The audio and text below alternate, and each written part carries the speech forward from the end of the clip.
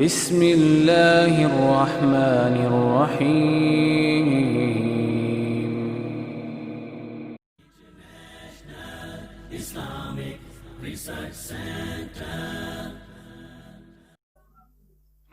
شیطانوں سے محفوظ رہنے کا ذکر اور آپ صلی اللہ علیہ وسلم پر شیطانوں کا حملہ۔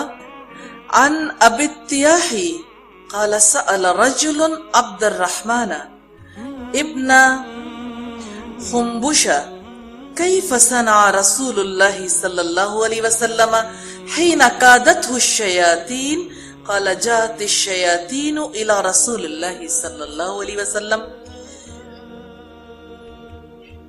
في الأودية وتحدرت عليه من الجبال وفيهم شيطان معه شعلة من نار يريد أن يحرق بها رسول الله صلى الله عليه وسلم قال فرعب قال جعفر أحسبه قال جعل يتأخر قال وجاء جبريل عليه السلام فقال يا محمد قل قال ما أقول قال قل أعوذ بكلمات الله التامات التي لا يجاوزهن بر ولا فاجر من شر ما خلق وزرع وبرا ومن شر ما ينزل من السماء ومن شر ما يعرج فيها ومن شر ما زرع في الأرض ومن شر ما يخرج منها ومن شر فتن الليل والنهار ومن شر كل طارق إلا طارقا يطرق بخير يا رحمن فطفئت نار الشياطين وهزمهم الله عز وجل۔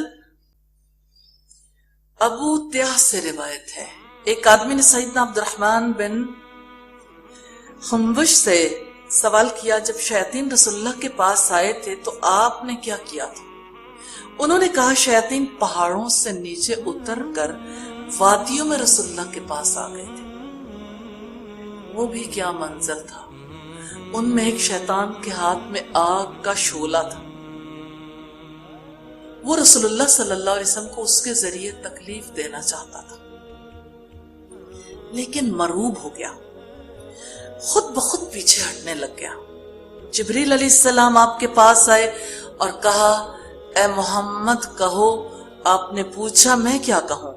انہوں نے کہا کہو اعوذ بکلمات اللہ التامات التی لا یجاوزہن بر ولا فاجر من شر ما خلق وزرع وبرا ومن شر ما ينزل من السماء ومن شر ما يعرج فيها ومن شر ما زرع في الأرض ومن شر ما يخرج منها ومن شر فتن الليل والنهار ومن شر كل طارق إلا طارقا يطرق بخير يا رحمن۔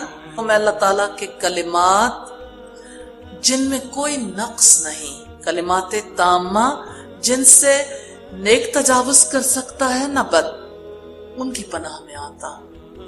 ہر اس چیز کے شر سے جس کو اس نے پیدا کیا اور اس چیز کے شر سے جو آسمان سے نازل ہوتی ہے اور ہر اس چیز کے شر سے جو اس کی طرف بڑھتی ہے اور ہر اس شر سے جو زمین میں پھیلتا ہے اور جو اس سے نکلتا ہے رات اور دن کے فتنوں کے شر سے اور رات کو آنے والوں کے شر سے، مگر وہ جو بھلائی کے ساتھ آئے اے رحمان۔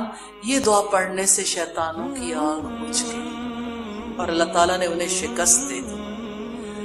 اس سے پتہ لگتا ہے کہ شیاطین کے شر اور فساد سے بچنے کے لیے یہ دعا پڑھنی چاہیے، یہ دعا یاد کرنی انشاءاللہ۔ اب آپ کے ہاتھ میں ہے، آپ کے پاس کتاب ہے، اس کو نشان لگا لیں، اس کو نوٹ کر لیں۔ شیاطین کے شر اور فساد سے بچنے کے لیے بہت پیاری دعا ہے۔ اللہ تعالیٰ ہمیں اسے پڑھنے کی توفیق عطا فرمائے۔ حقیقت یہ ہے کہ نبی صلی اللہ علیہ وسلم کی دشمنی انسانوں میں بھی تھی، جنوں میں بھی۔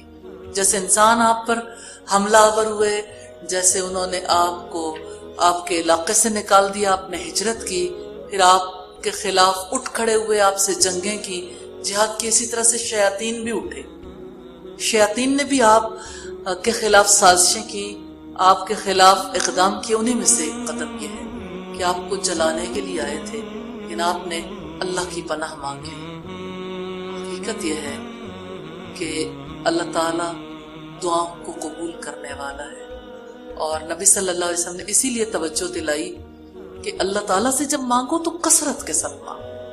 تو اللہ تعالیٰ سے مانگنا ہے، کیونکہ رب العزت نے فرمایا وَإِذَا سَأَلَكَ عِبَادِي عَنِّي فَإِنِّي قَرِيبٌ أُجِيبُ دَعْوَةَ الدَّاعِ إِذَا دَعَانِ فَلْيَسْتَجِيبُوا۔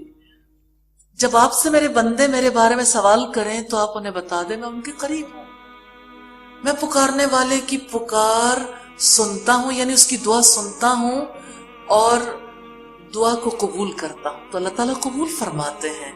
اللہ تعالیٰ سے اپنی دنیا کے لیے بھی دعائیں کرنی چاہیے اور اپنی آخرت کے لیے۔ ہر چیز سے پناہ، ہر شر سے پناہ، ہر خیر کے لیے اپنے رب سے دعا کرنی چاہیے۔ اللہ تعالیٰ ہمیں توفیق عطا فرمائے۔